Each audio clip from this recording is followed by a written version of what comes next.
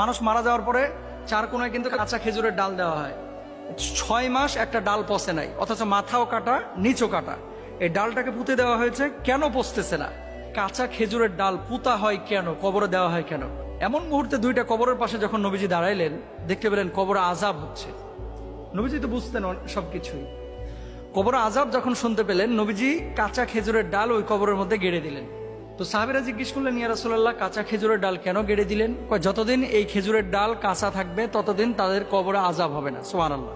কবর দেওয়ার পরে কাঁচা খেজুরের ডাল পোতা হয়েছে, 6 মাসেও কাঁচা খেজুরের ডালটি পচে নাই।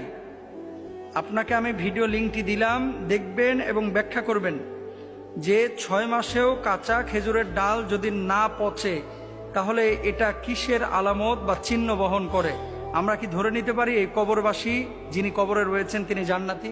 এটা বাংলাদেশে 2-4 দিন পর পর এরকম ঘটনা